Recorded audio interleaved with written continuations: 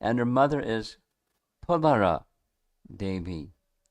Her husband is Mahipala, and her sister is Manjari Devi. She always remains in Vrindavan, immersed in love for Radha and Krishna, and yearning to both arrange for their meetings and taste the nectar of assisting in their transcendental pastimes. Further in the same Radha Krishna Gunadesh Deepika, Rupa Goswami describes one of her main services is she's a messenger. And we'll hear many other services that she does. But there's many messengers, and she is the most dear to Radha and Krishna. She's the best of all the messengers because of her profound love. As a messenger, she knows the territory, the terrain. She knows her way around Vrindavan, and she can move very quickly. And sometimes she doesn't even have to move quickly. She sends her parrot. That parrot in her left hand is named Daksha because he's expert. And it's described about her that this parrot Daksha receives instructions from Vrinda Devi, and Daksha has 100,000 assistant parrots. That's a lot of parrots. And they go here and there and here and there, carrying the plan for the day. The plan for the day is made every morning. Those of you that have been to Vrindakund, you know there's Vrindakund, and there's another place called Gupta Kund. And at Gupta Kund, which is very near to Vrindakund, Purnamasi comes every morning, early, and meets with Vrinda Devi. So we know Purnamasi's position. You know Purnamasi's position? Yogamaya, right? Yogamaya personified. And so, what's Vrinda Devi's position? Leela Shakti. So it's like, something like, Purnamasi makes the plan. She's the CEO. And Vrinda Devi is the chief manager. She carries out the plan. And she carries out the plan through Daksha. And Daksha sends his 100,000 parrots in all directions to make all the plans. And she, Vrinda Devi, if you will become a little bit familiar with some of her pastimes as we go forward this evening, but she's always in the right place at the right time. It's something like Narada Muni. He has an uncanny ability to know where to be at the right time and say the right things and do the right things. And in different capacity, of course. But Vrinda Devi is the orchestrator of Krishna's Leela with the plan of Purnamasi. But Vrinda Devi executes it. And, for example, Vrinda Devi has storehouses all through different places throughout Vrindavan. So whenever there's need for Krishna to have a certain costume, Vrinda Devi's got one of the storage places near where Krishna wants to have his pastimes.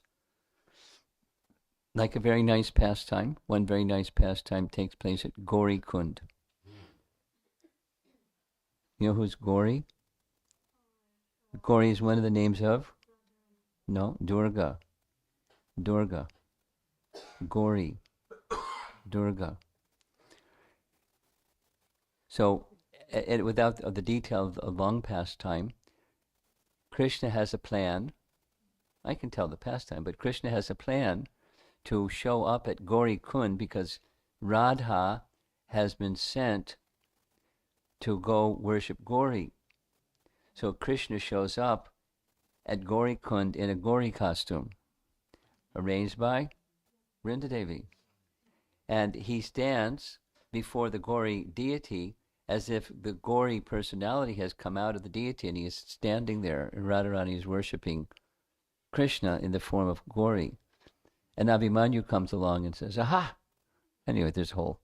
But the particular reference to Vrinda Devi is She has many, many, many, many skills in orchestrating Krishna's pastimes. We'll hear further as we go.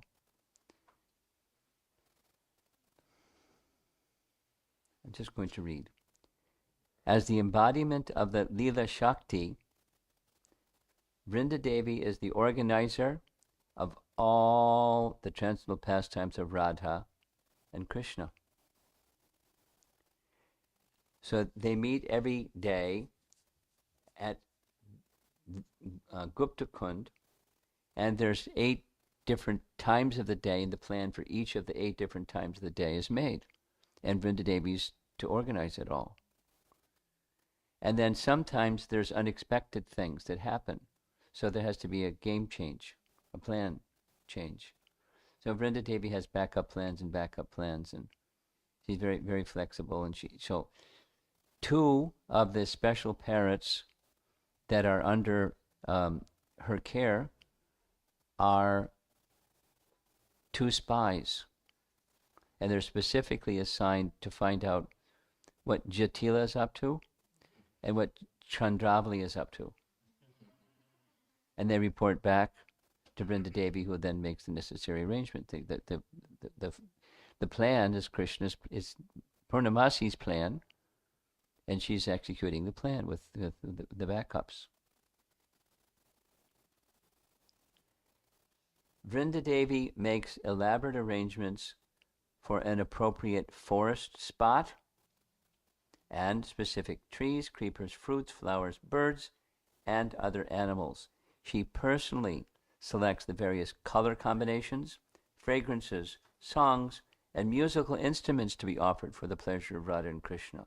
She decides who, among the unlimited number of gopis and manjaris, will assist Lalita and Vishaka to offer sandalwood pulp, serve refreshments, play musical instruments, fan the divine couple with chamaras, offer pan, betel nuts, and spices on a jeweled tray. Every single detail of each and every one of Radha and Krishna's 8-fold daily pastimes. Which peacocks are going to dance?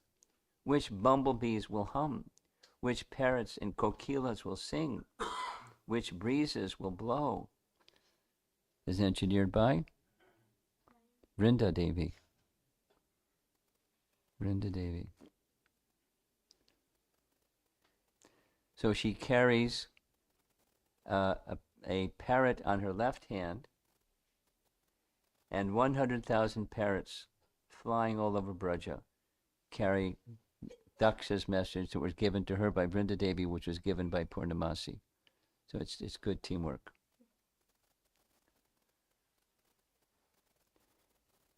There are 12 enchanting sporting groves in Vrindavan. Under the instructions of Purnamasi, Vrinda Devi makes all arrangements for the union. This is quoting Rupa Goswami. Makes all the arrangements for the union of Radha and Krishna because Vrinda is in charge of the forest. So in these storerooms, there are not only costumes, there's musical instruments, there's everything that's needed, supplies for their refreshments and everything, all throughout Vrindavan. Raghunath Das Goswami has written in Vrajlila Stava, Vrinda Devi is expert in arranging the meeting of Radha and Krishna, and she knows the best places for the divine couple's rendezvous. Flowers, creepers, vines, and trees are under her supervision, and all the birds and animals in Vrindavan carry out her orders. So one of the 8 activities in the course of the day, of course at a certain age, is rasa dance, and she's the orchestrator of the rasa dance. She's in charge.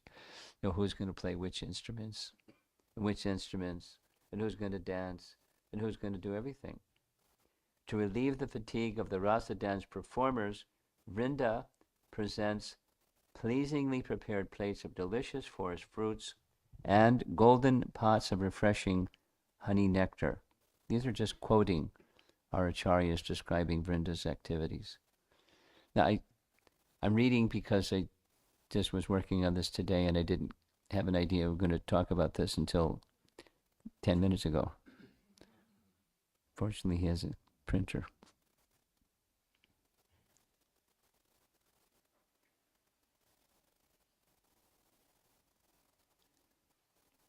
Yeah.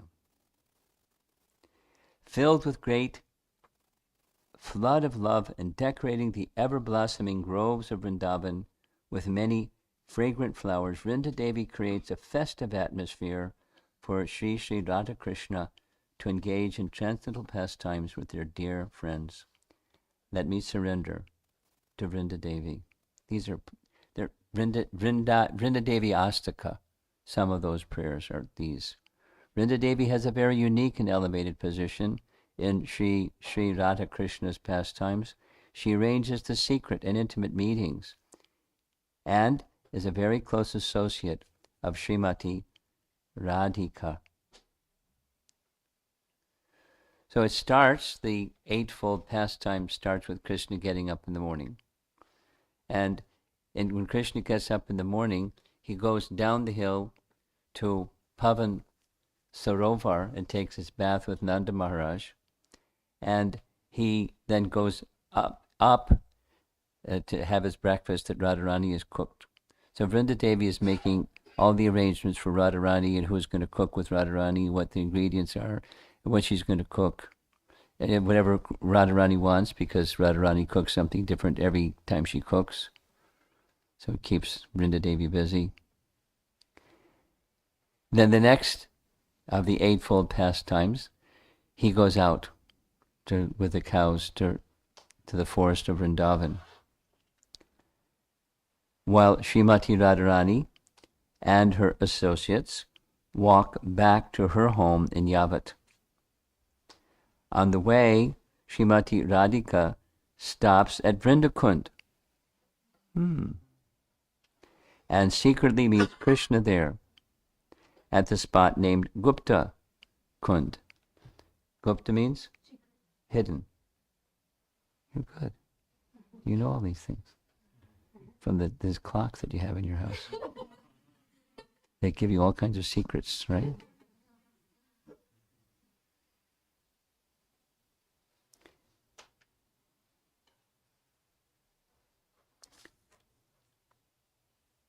So at that place, when you go to Vrindakund next, you'll have some idea in your mind. It's a very, very special place for Radha Krishna's past. It's the first place that they meet each day. Vrinda's involved in the cooking, and then when Krishna goes out with the cows, but he also takes a detour, and Krishna comes to this Gupta Kund and meets with Radha for the first thing. The boys go with the cows. Krishna sneaks away. Radha is with her friends. Instead of going back to Yavat, she meets with Krishna at Gupta Kund. First thing. And Vrinda Devi's there. Vrinda Devi's right there just to make sure everything is the way it should be. Vrinda Devi is responsible for waking up Radha and Krishna while they're resting in the forest kunjas. She hurries the divine couple to their home in Nandagram and Yavat before the sunrise, and their superiors detect their absence. On Radha's behalf, Vrinda Devi delivers love notes and handmade gifts, flower earrings, and garlands to Krishna. Vrinda arranges all the paraphernalia used in Radha Krishna's pastimes, provides all the swings, musical instruments, water syringes, and color for squirting, clothing, ornaments, and a variety of food and drinks. She's a great hostess. She's superlative. Together with her many maidservants, Vrinda Devi uses artistic craftsmanship, tastefully decorating the groves and bowers where Radha and Krishna sport.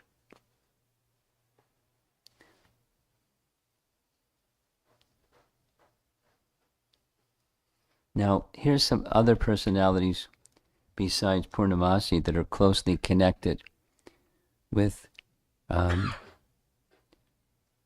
Devi. of the many messengers, one that's mentioned significantly is Veera Gopi. And Veera Gopi is a leftist with some Vamya.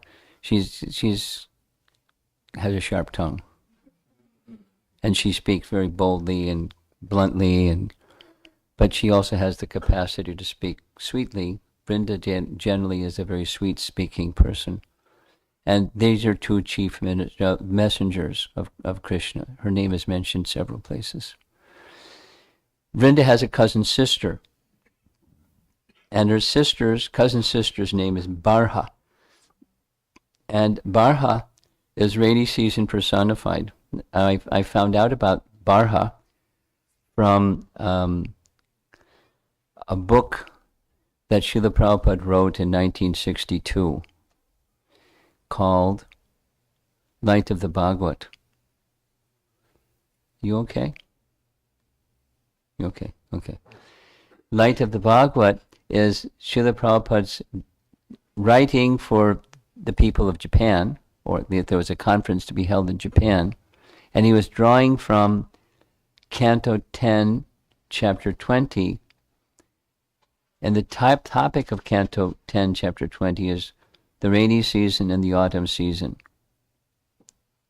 So when it's after the hot summer, because those are the chapters just before, 16, 17, 18, 19, it's the summer season in Vrindavan with the cowherd boys doing their boy activities with the cows, etc., etc. Then comes the rainy season. So this is described by Kavi Karnapur, because Kavi Karnapur, like many great writers, he wrote a book about Krishna's pastimes, but it was in a prose style. And Ananda Vrindavan Champu describes this particular time of the year, the rainy season, because it's a nice time in Radha and Krishna's pastimes. And this is where this name Barha comes. And it describes her features by Kavi Karnapur, how she dresses, her hair going down to her knees, and she noticed in her hand, just like her cousin sister Vrinda has a parrot, she has a kokila bird, or cuckoo bird, like a cuckoo clock. Cuckoo, cuckoo.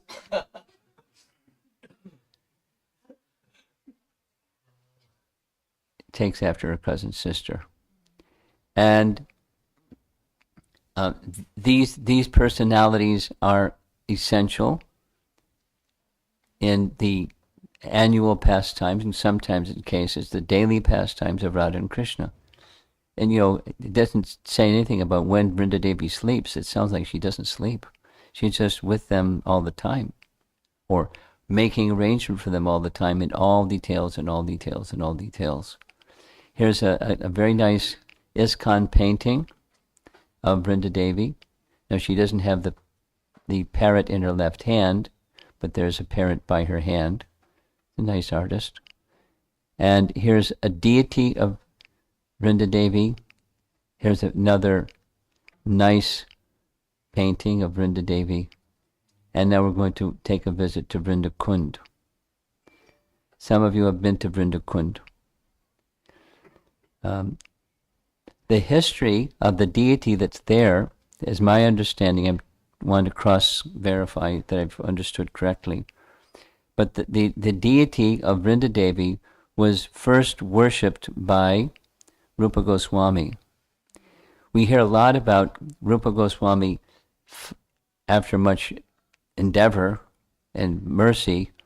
He found the Govindaji deity on top of a hill in a certain place, and then began worshipping the deity there, and a temple was built, etc. But if you visit that place, the temple of Govindaji, and the back left side, there's a structure, and the back right side, there's another structure. And the back right side is where Vrinda Devi used to be worshipped. And on the back left side is where Yogamaya was worshipped, and because the deity of Yogamaya is smaller, they didn't have to vacate the Yogamaya deity. Rather, they dug a tunnel down and down and down, and that's where the Yogamaya deity is worshipped. That Rupa Goswami worshipped, still there. And in the back right side is where where Vrinda Devi was worshipped, but she was moved along with the other deities. She was moved by Jai Singh, and here's the dates of his life. He's a very interesting person. He became king when he was 11 years old. His father died when he was 11. And he was a contemporary with Aurangzeb. So when he was 15, Aurangzeb called him to meet with him because, he wanted to meet him. And when he came, the 15-year-old Jai Singh was so impressive that Aurangzeb reached out his right hand and shook his hand. And so then when they began discussion, what are we going to do about your kingdom? He said, well, the fact that you've reached out and shook my hand means I will be protected by you. And Aurangzeb, the history says he was very impressed with this young boy's acumen. And so he gave him a certain title and gave him certain commitments of protection because impressed by his character. But he also knew, Jai Singh also knew the dangerous character of Aurangzeb. And so he arranged, it was a series of moves, but to bring the deities to a safe place in his kingdom. His kingdom had a different name before, but then he named it very humbly after himself, Jaipur. And he was a good, a powerful king. Many details about his ruling, and he was from the time he was a little boy. The astrologer told his father he'll be a brilliant young man and a great statesman. So he trained him up in all possible ways. There's details and details and details. I found out from my reading Sadhuputa's books that, like these clocks, that there was a procedure during his time, before his time and during his time, for calculating all kinds of things, astronomical and astrological things. It was an instrument for navigation in ships called an astrolabe. So I've found out a little bit about astrolabes. The reason I found out about it is because of teaching of the 5 different topics of Bhagavad Gita, the one that's least understood, and least written about in Bhagavad Gita is time. So how does time work? What is... Anyway, so I got interested in this because Sadhuputa writes about it. That's how I found out about it. But Jai Singh found the astrolabes that normally are used even for ship navigation. They're very inaccurate because they're small. They fit on top of a stand, and then they move the moving parts, and you can see where the constellations are and where the position of the sun is and where the position of the moon is, and you can tell where you are. If you're a captain of a ship, you have to have a good navigator. So he decided, because it was part of his gift, that he wanted to have a really big one that was really, really precise, down to fractions of a, meter. So the base, I forget, 180 feet big, and normally it would just fit on your hand or on a desktop. So he was a brilliant man and a great statesman, a great warrior, and he protected the deities. Now, when he went to protect the deities, to bring them from Vrindavan, you all know the story. Most of you know the story. You probably know the story. When they got to the edge of Brajmandala, the deities were taken in bullock carts, safely, And all the deities were taken to Jaipur because the edge of Vrajamandala, very close to Jaipur, very close to Rajasthan, the border of Rajasthan and UP. So Vrinda Devi wouldn't go. You know the story? Here's a new story for you. She wouldn't go. They tried this and that and the other thing, and she wouldn't go because she wasn't going to leave Vrindavan. These statements that she never leaves Vrindavan, it's a fact. She never leaves Vrindavan. She wouldn't leave. Here's a map showing roughly where, what's that mark? Oh, it went away. No, it's not.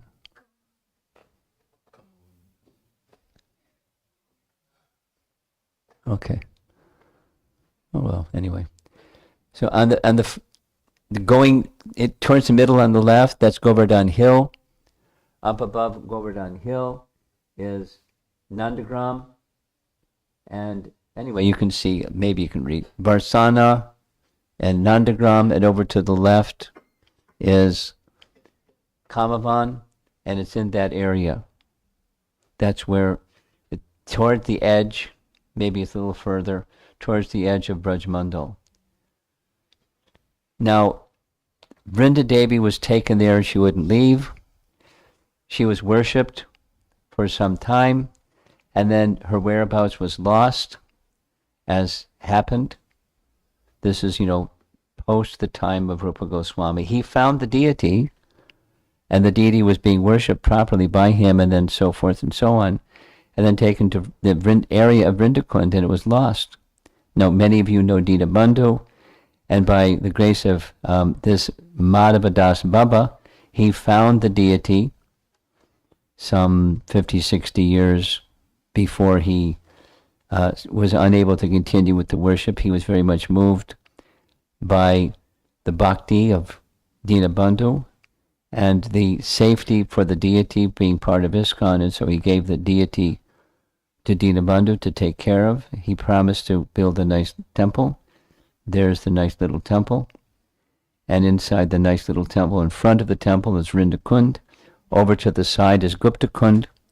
And there she is. In the Kartik Mahatmya section, we saw this little passage before, Leela Shakti is described as both Tulsi and Vrinda Devi in the Kartik Mahatmya. So, Vrindayai, Tulasi Devai, and then there's Tulsi and Vrinda. Tulsi is an expansion of Vrinda Devi. So in that sense, they're the same. And as we read, I'll read from here, and then we'll cover it a little bit more. Without the mercy of Vrinda Devi, it is not possible to enter into the confidential pastimes of Radha and Krishna, not even as a listener in an audience. By the mercy of Vrinda Devi, even the impossible can become possible. Even being allowed to enter Sri Vrajamandala indicates that one has received the grace of Vrinda Devi. So it's institutionalized within ISKCON. You know the Tulsi prayers? Morning prayers? You know this one? Can you say it? Louder.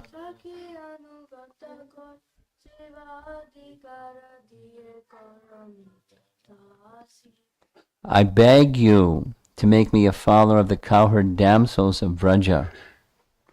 Please give me the privilege of devotional service and make your own maid servant. This is a prayer institutionalized within ISKCON, praying for residents in Vrindavan, not only residents in Vrindavan, to become a follower of the cowherd damsels of Vrindavan, and to become a maidservant of Vrinda Devi.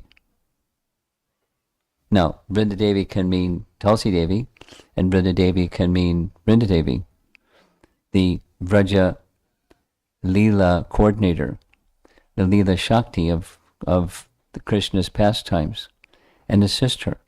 And we, those who perform deity worship and following deity worship perform Tulsi Puja, At least it's within all of our temples within ISKCON, whether you do this in your home or not. It sounds like you do it in your home. Did you learn this in the temple or in your home? In your home.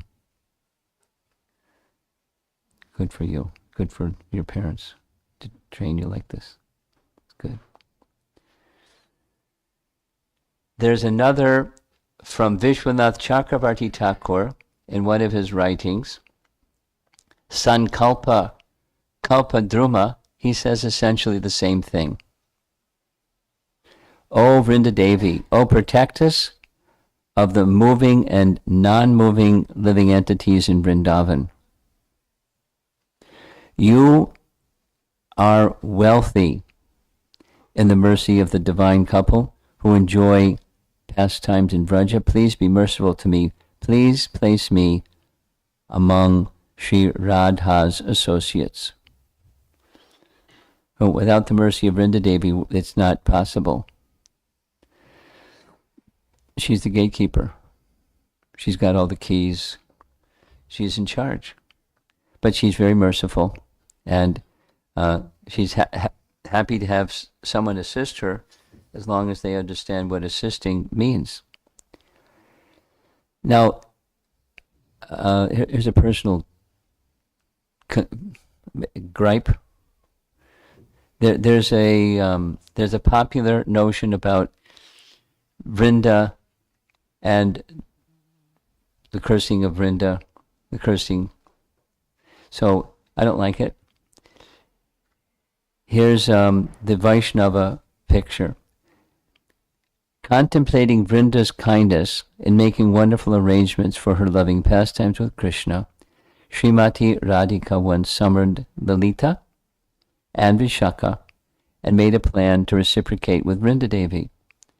Radha and her friends fashioned a beautiful throne, big enough for two people to sit on. So the two people were Krishna and Vrinda. So they had fun. They were young girls having a mock marriage. It was fun.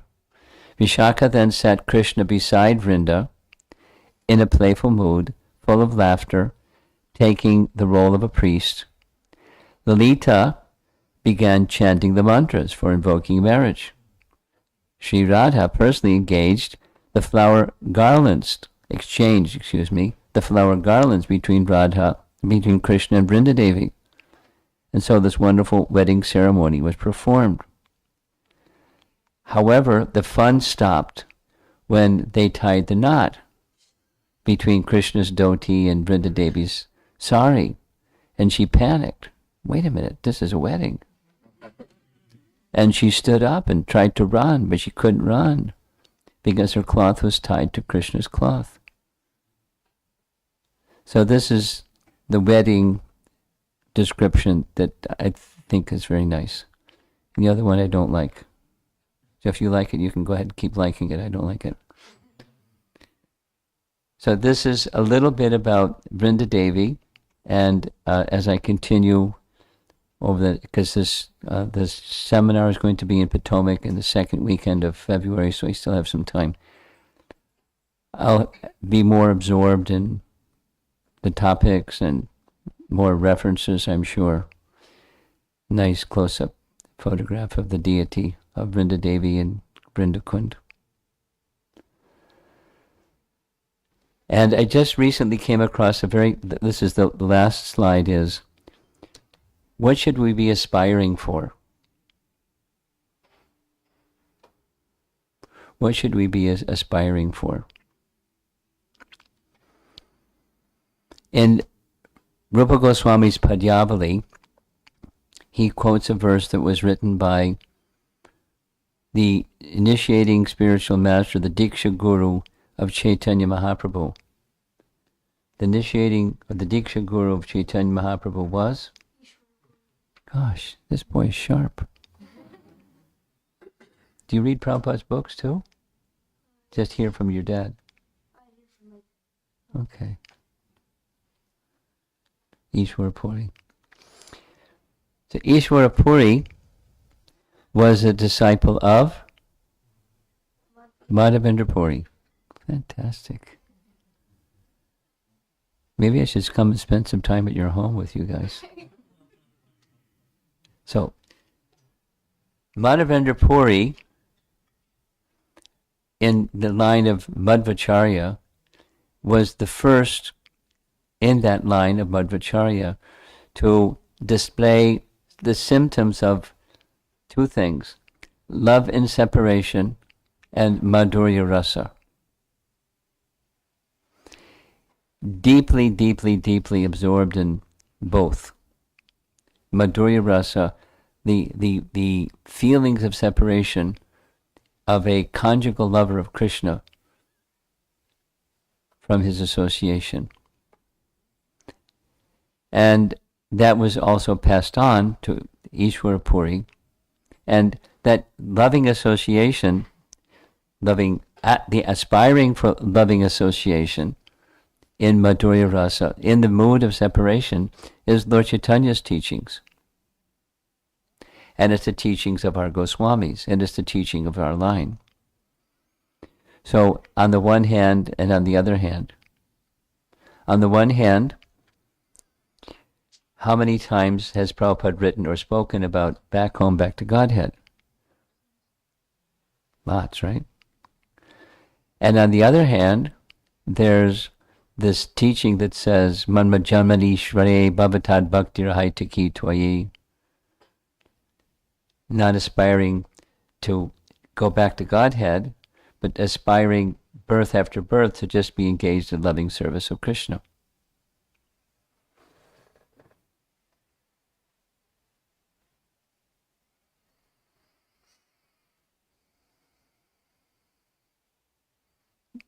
Trying to recall, just today I was reading something on this same line.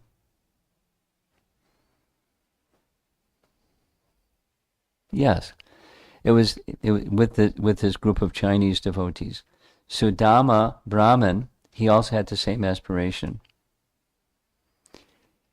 Wherever I may take my birth, he wasn't like, Krishna, please deliver me from this material existence because it's so unbearably terrible. He was so happy. He was so happy to have the reciprocation of loving mercy of Krishna. When he was going home from visiting Krishna in Dwarka, he went to Dwarka because his wife was nagging. What to say. She was not happy that he was so skinny. Although the acharyas say she was more austere than he was. She has qualities like him, but whenever they had, he didn't have a job. He didn't go door to door performing madhukari as brahmanas can do. He just, whatever came is whatever came. And if nothing came, he had nothing. And if something came, she would give to her husband. So she ate less than he did. But she couldn't bear to see him in that condition. So she anyway, he went because his wife wanted him to do that. For his benefit, not for hers. But he thought, anyway, it'll be wonderful, just the good fortune of being with Krishna. And it certainly was a good fortune. The commentary says, Krishna didn't ask him, and Krishna was thinking, this Brahmin is so detached that even if he's offered something, he'll refuse it. So I don't want to embarrass him or force him to do something he doesn't want to do. So I won't give him anything, but I'll wait till he gets back. So Krishna snatched the rice against Rukmini's protest. Don't do this. Against his protest, don't do this. By accepting that rice, Krishna then considered, we were discussing this just today, he had nothing. And beyond his means, he had to go to neighbors to get what he got. And he gave me more than what he would eat in a whole week in this little bag, because he had nothing. So I should give him more than what's beyond my means too. Well, what's that? That's like there's no limit to Krishna's means. But that was Krishna's feelings of love. And as Sudama, I just did this for 2 hours, so excuse me while I talk about Sudama. But the love between them, the end of it is, he didn't want anything other than just being in Krishna's loving association forever. Not birth, not back home, back to Godhead. Just forever being in Krishna's association, loving exchange, that's all. So as he was going back home, he was thinking, in simple terms, Krishna is very kind. He knew why I came, and he didn't even ask me. Because if he asked me, I'm a Brahmin, I'll have to say why I came. And if I tell him why I came, then he'll give me so much. But he'll know that if I get so much, then I'll just become proud and attached and foolish. Krishna is so kind. He knows my weaknesses. He didn't even ask me. Krishna is so kind. He's walking back in rags. Krishna is so kind. It says he was so skinny that his veins were bulging through his skin. Not muscles. And when he got back, keeping it simple, he couldn't find his home. Instead of his home, there was a palace. Like the verses say, what's this? Where's my home? And out of the home came his wife. He didn't even recognize her. Who are you? I'm your wife. Oh. Anyway, and then his Krishna is so kind. It's a wonderful lesson. Have or have not. Krishna is kind. What's the essence of kindness? It's not have or have not. It's neither. It's the loving exchange. So there's such a mood of loving exchange with Krishna outside of Vrindavan. What to speak of in Vrindavan? So what's the goal? Back to Godhead?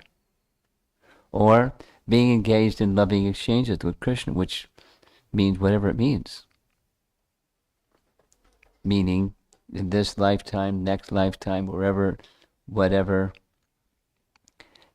That's the greatest gift. That's the greatest wealth. So in Padyavali, Rupa Goswami's gathering of nice sayings, one of them is from Ishwara Puri.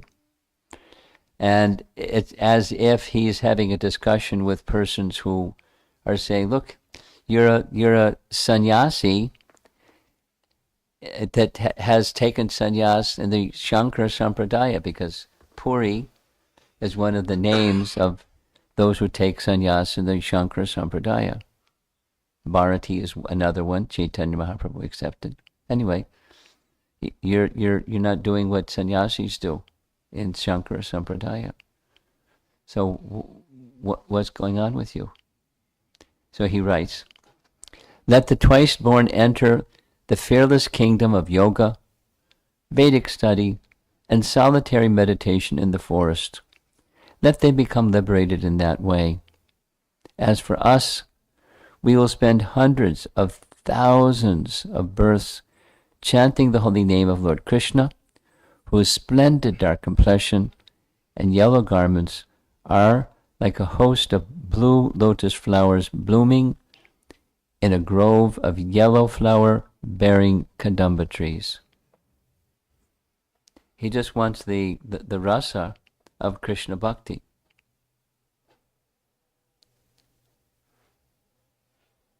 Nothing else. And when one has that, is there even the thought of something else? So, this is a conclusion on the topic of personalities in Vrajlila, because Vraja is such a wonderful place. That's the place to aspire for. Loving exchange with Krishna in that mood. Although, admittedly, the loving exchange between Krishna and Sudama is certainly otherworldly and is heart-melting. It's the loving exchange between Krishna and Sudama. And it's not like there aren't others, but because I just did it for 2 hours, it's very special. Loving exchange is the best thing. There isn't something better. And the medium is provided for all of us. It's an equal opportunity organization. Right? You can't play Mridanga until you're 20. He's laughing. I'll ask your father to tell me when you give your first Bhagavad Gita class at the temple. Have you done it already? Have you given a Bhagavad Gita? When you do, I'd like your father to tell me. I'm sure it'll be fantastic. I'm sure it'll be fantastic. See, this is what happens when you sit next to me. I'll pick on you, and it's okay, right? Okay. Vrinda Devi ki? Yeah. Any discussion? Oh, 2. Okay. We have a portable microphone, looks like.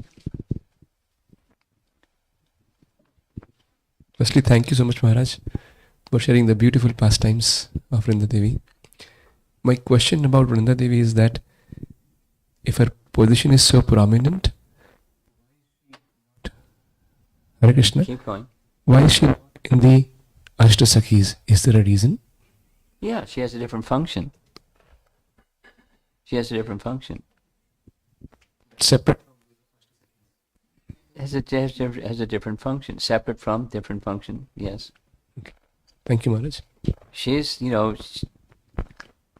she's happy doing what she's doing. We don't, would you like to be one of the Ashtasakis? No. She's with Purnamasi every morning, making the game plan. And all day long, she's overseeing, and she's there. Not just like sitting in an office. She's there.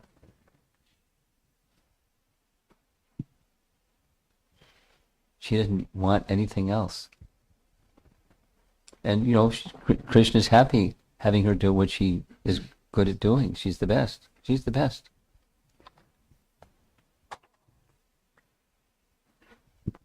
Thank you, Maharaj. Second? My second question, you narrated the pastime of Sudama, and you mentioned that loving exchange is more important than having or not having, like Krishna giving or not giving. Yes. The sadhaka, how should I take it? Because needs for both. I'm asking. He's got another microphone that's got a better battery. Can you please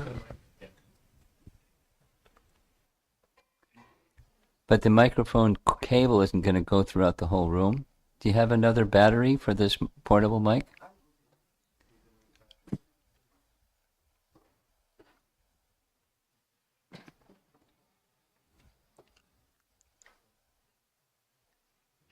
It's going to work for you. Let's see what happens next. You mentioned about the story of Sudama. You have to push the little button there and it'll work better.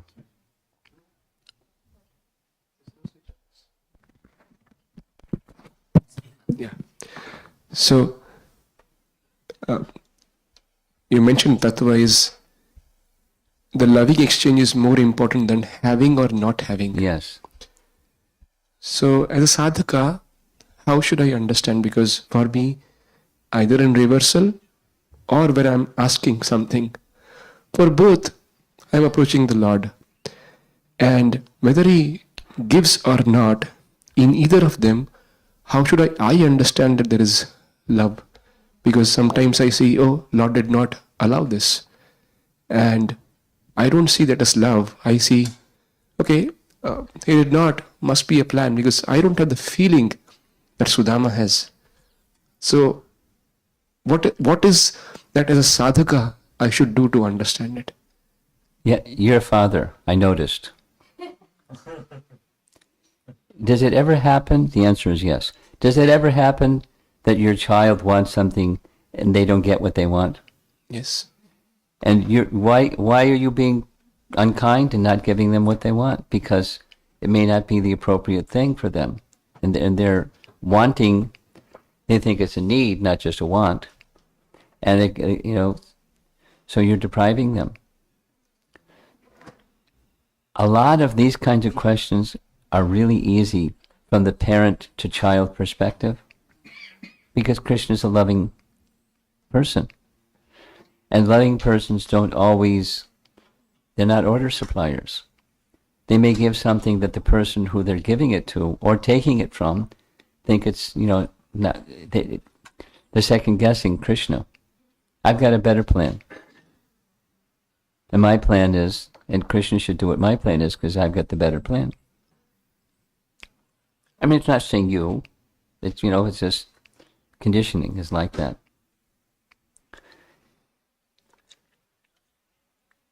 So your question specific. Here she is.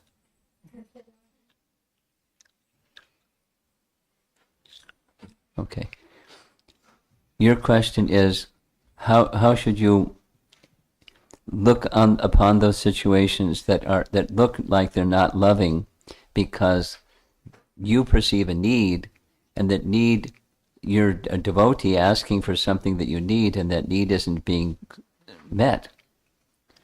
So how do I see the person on the other side as being a loving person? That's your question.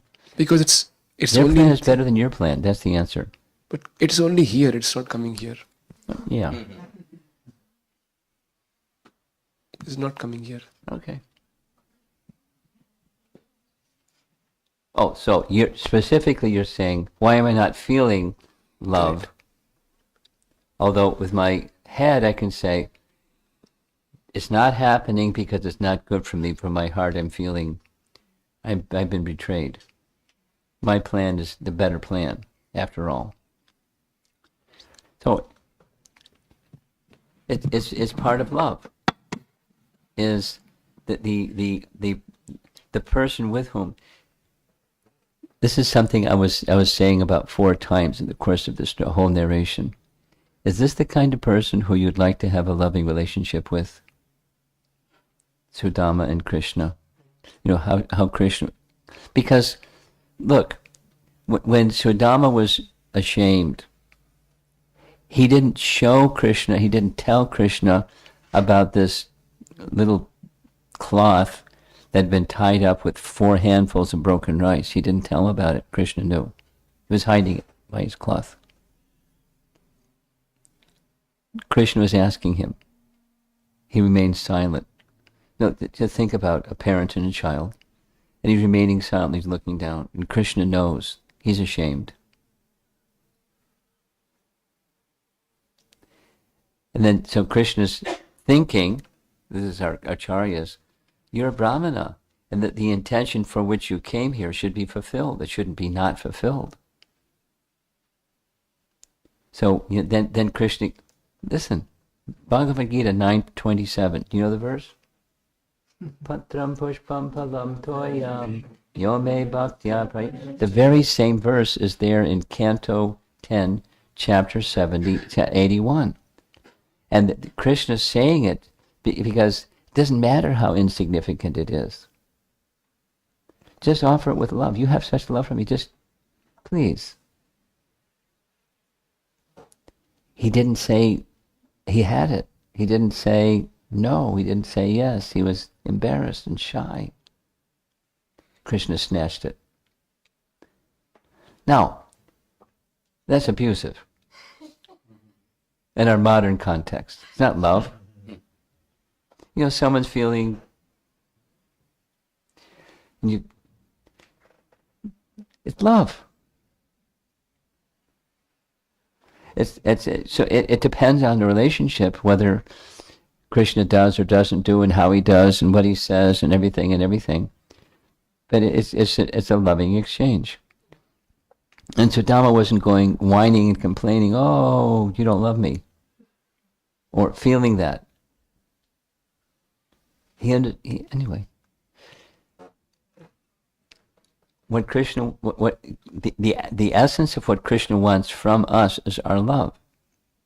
And if you're not feeling it because your head says yes, but the heart doesn't say yes, then introspect. And what is my relationship with Krishna anyway? What is it that he is to me? And if he's my order supplier, and unless he supplies my orders, I'm not feeling love. I'm feeling love if my order is fulfilled. That's not love either.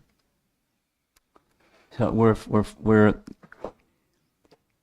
not connected in a loving way. So know what to do about that. A big thing that I've been speaking about a fair amount lately is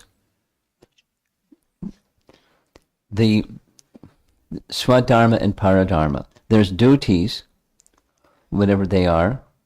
Yours is go to school and play mridanga and get ready to give your first Bhagavad Gita class. And yours is something else.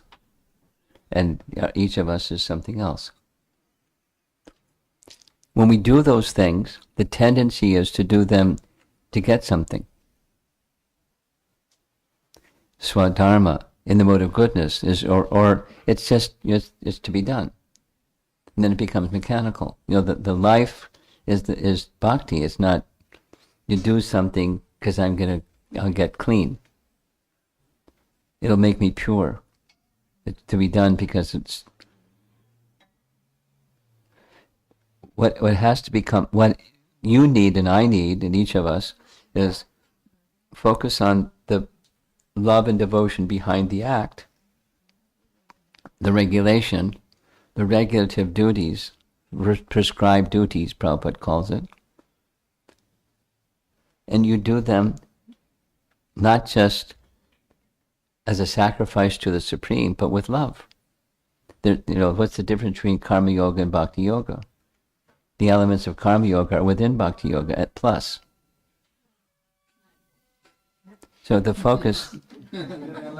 9 o'clock alarm. He's embarrassed.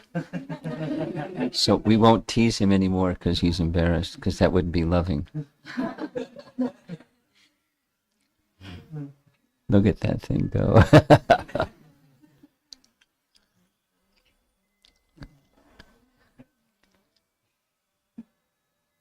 You're used to it.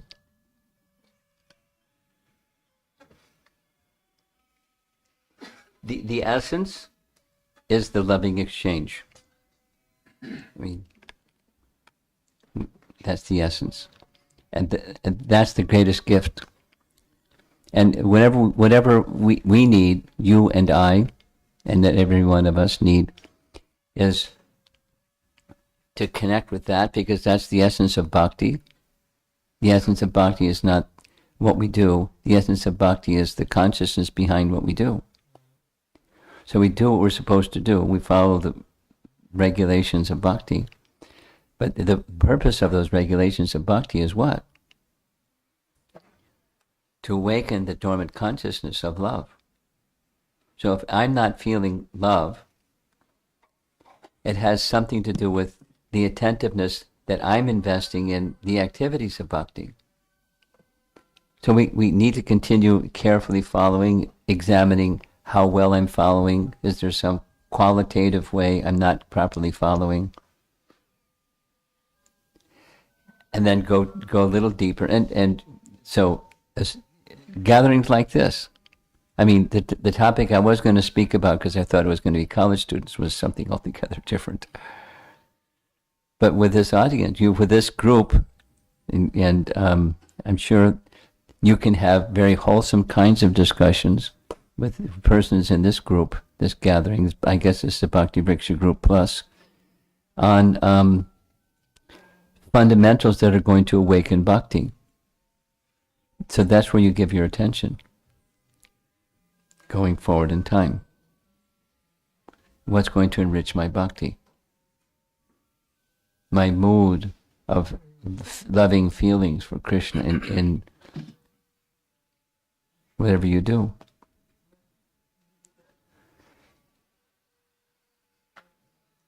A light's going on because of this young boy with his mridanga playing. There's somebody somewhere that wrote to me saying that they were requested by their local temple, because they're musical, to teach music, a few different instruments, because they play mridanga and play harmonium and this and that and vocals, and so have music class for young people. And they were not feeling sure if they're attracted, but is this something really I can do nicely, etc. So they contacted Badahari, because they have he said yes, and here's some tips, and here's some materials to help you train young people in music. So they asked me, what do I think? I said, fantastic. And whatever Badahari said, I'm sure it's gold. And here's something that I'm sharing with you that I shared with this person, and that is something I learned from Burijan. And Burijan has a teaching technique that's good for this question you're asking, and that is he'll take something and he'll say it in different ways. I took a course, The Art of Teaching. He wrote a book, Art of Teaching. You familiar with that book? He was an educator for some time, The Art of Teaching. It's like the thick, it's a really nice book. And he gave a seminar at VIHE, and I took the seminar.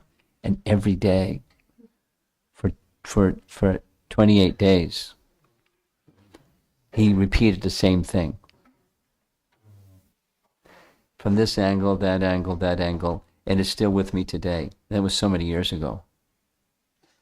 Or, I asked him, because he was visiting in New York, there's a bunch of young people wanting to get married, could you give them some seminar on Grihastha life? He thought about it, said yes, and every day it was the same message. Different, this angle, that angle. And his message to them, and whether they did it or not, I don't know, but I'm sure they remember what he said, because he just repeated it. The repeated was, follow the regular principles. And if you don't follow the regular principles, you're going to have a hard time. So follow the regular principles. And elaborate it this way, that way, the other way, and the other way. So, similarly, it's worth repeating again and again and again. So what I said to this music person, said, every time you sit with the kids, say the same thing again and again. Whatever it is you do, but the thing is, this is for Krishna's pleasure. Because young people like music. Everybody likes music in the world. It's easy to get into musicality of kirtan without who you're doing it for. And it's a whole other level of kirtan that you do it for the pleasure of Krishna. And what is that? How do you do that? Well, you work on it. Because it's natural. How do you ride a bicycle? You practice riding a bicycle. So for you and those with whom you associate, if what I'm saying to you goes in, then you'll say it again and again and again and again and again and again and again and again and again and again and again, and you'll hear it again and again, and it becomes more tomorrow than it is today. That is the sense of connection at the heart level, because that's the essence. So it's worth saying it again and again, and hearing it again, remembering it again and again and again and again. Which was, why I brought up this topic with Sudama. And, and Vrinda Devi wants to give it. Mahaprabhu wants to give it. We have to qualify ourselves. He's ready to give it, etc. The problem's not over there. The problem's over here. And we're more into doing things nicely than we, the essence and the purpose behind the doing things nicely, making a nice offering for why. Sudama's offering was nothing. Broken rice, 4 palmfuls in a rag. In Dwarka. Nothing. Das patram pushpam palam toyam. Doesn't matter. So if you catch a hold of that idea and you read Prabhupada's books, it'll get amplified again and again and again and again. What's pleasing to Krishna? What pleased Krishna was his love. You read in that sense, and you speak about those topics with others in your Bhakti Vriksha groups or whatever you're doing, and your Bhagavatam class, because he's probably going to give a Bhagavatam class before you give a Bhagavad Gita class. That's your message. And it's, for your purification as much as it is, to say the right thing to the audience. They go, nice class, Prabhu. It's for your purification. And you say it again and again. That's something I learned from Borijan. And it grows. Make sure you got the right thing, but you get the right thing and you...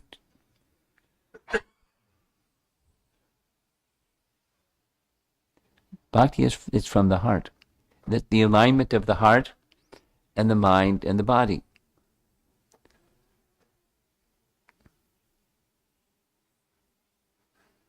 And if not in alignment, then, go to a chiropractor.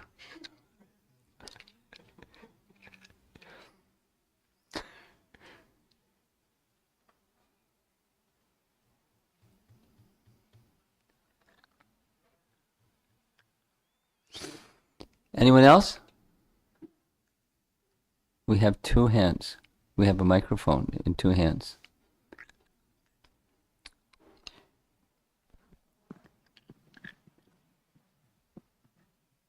Hare Krishna Maharaj. Hare Krishna. I have a question regarding, as you were mentioning, if I heard correctly, Vrinda Devi's father was Chandrabhanu. Yeah, you caught that one, huh? Yes, Maharaj. So is this the same Chandrabhanu as Chandravali's father? Yes. In fact, I didn't cover that, but I'll cover it right now. See the red right there? Bhakti Ratnakar, Narahari Chakravarti writes, Chandavali stays with her husband, Govardhan, the resident of Kerala. Her father is Chandrabhanu. Her mother is Indumati. So maybe 2 Chandrabhanus, huh? And her elder cousin's sister is Radharani. The father of Chandravali, that's Chandrabhanu, is one of 5 brothers. The eldest of the 5 is Vrishabhanu. There is also Chandrabhanu, Ratnabhanu, Subhanu, and Sri Bhanu. Their bodily effulgence is equal to that of the sun. So, short, must be 2 Chandrabhanus. That happens. Thank you, Maharaj. Hare Krishna Maharaj. Maharaj, I always, I was thinking to ask this question, so it's a perfect time to ask. So, Vrinda Devi, when all the deities went out of Vrindavan, Yeah. I was thinking that why Vrinda Devi didn't go? Because, definitely, She didn't want to leave Vrindavan. That's it. but the deities are moving. But so- she didn't want to leave Vrindavan. Okay. You want to add something? I think when we went to Vrindavan, we went to Kamyavan. When we had a Vrindavan yatra, after that we went to Kamyavan. and there some devotee was explaining that Vrinda Devi started becoming heavy and heavy and heavy, so Yes. they couldn't take her out Yes. of Vrindavan. Yes. But that wasn't his question. Yeah, but how she didn't go because she's No, traveling. not how. Why? Why is to stay in Vrindavan? She didn't want to leave Vrindavan. Yes. Ask Nina Bandhu to leave Vrindavan.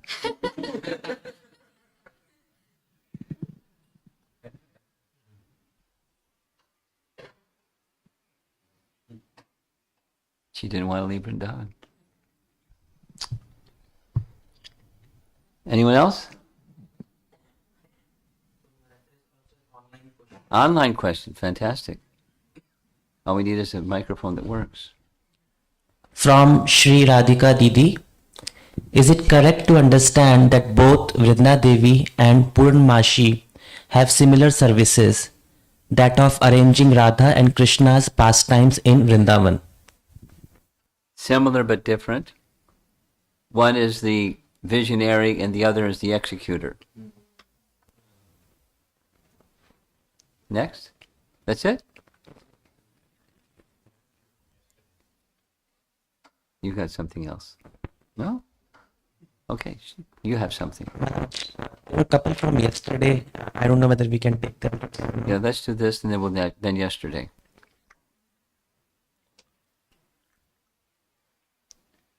Hare Krishna Maharaj.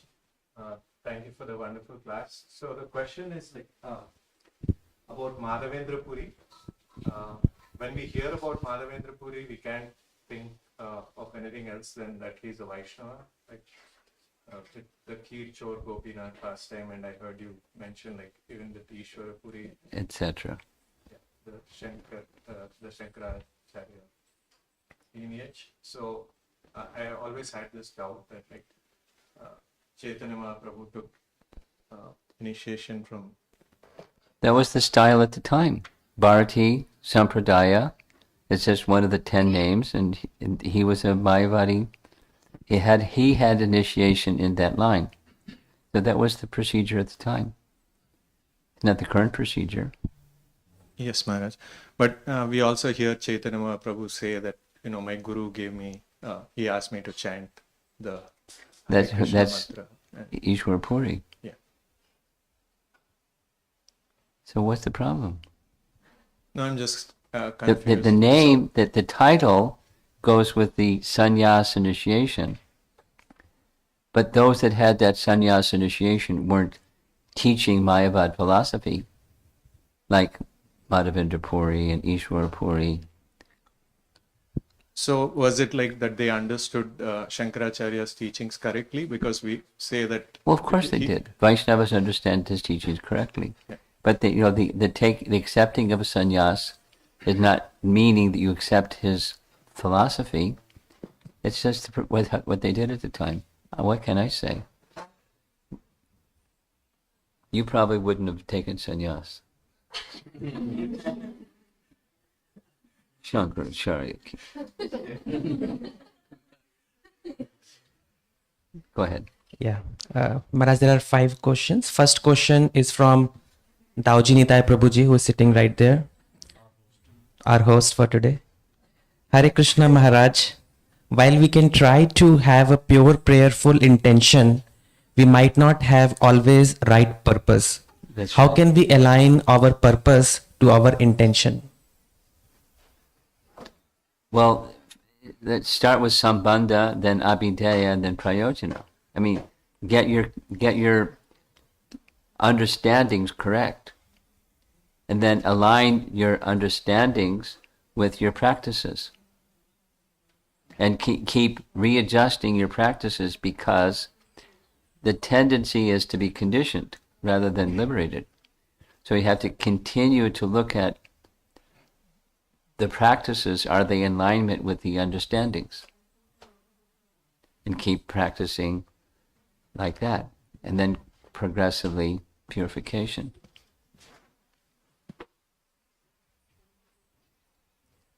Second question, Maharaj. With the current greedy lifestyle that we are... It's another comment. Our process is not a mechanical process. Our process is a devotional process. And in the devotional process, there's a practice, and practice done properly carries one to the goal. That's our faith, and that's our confidence. So I'm not there yet, kind of, flashcard. That's okay. But keep practicing and keep realigning again and again and again, so many times, as long as it takes, and continue to persevere as long as it takes. Okay. With the current greedy lifestyle that we are living, how can we practice a controlled purpose? How to? I'm going to give a Jayadvaita Swami answer. Sadhu Sangha.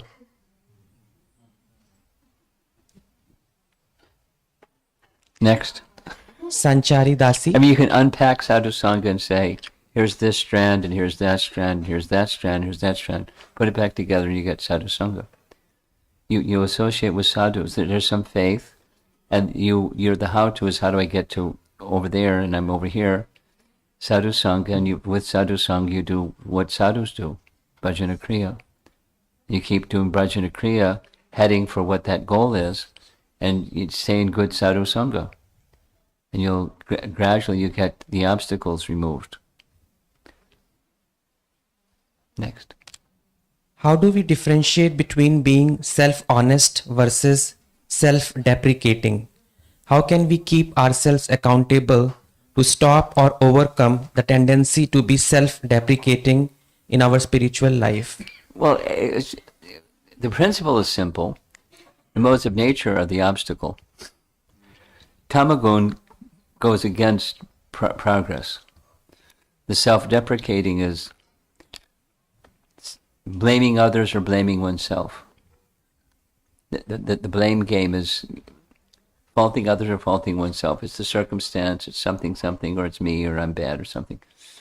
So the alternative is you select from the options, because free will is always there. You select those things that are going to help you go forward. And focus on the things that are going to help you go forward. You turn the light on and the darkness is dispelled. But it's a dimmer switch. It's not just an off and on switch, a binary switch. It's a dimmer switch. So just keep moving the dial towards those things, and then it'll take care of that self-deprecating. Now, I could become, with the Sudama story, because I just did it for 2 hours, he could have, it's said at the end of that whole chapter, he was now free from all material attraction. He had no attraction for anything material, but there could have been some pride. Just see how detached I am. No, Maya is insidious. Pride is insidious. I'm so renounced.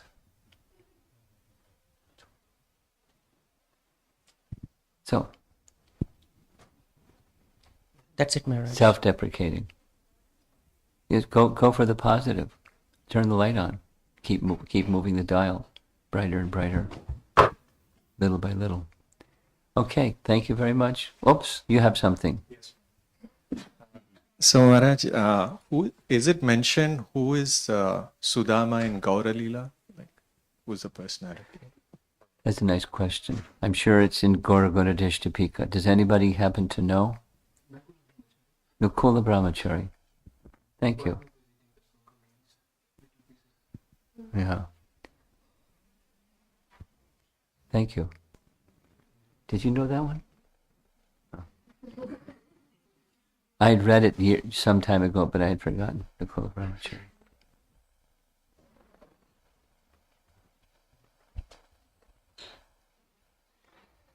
Srila Prabhupada ki jai. Before you all disappear, those of you that are putting your coats on,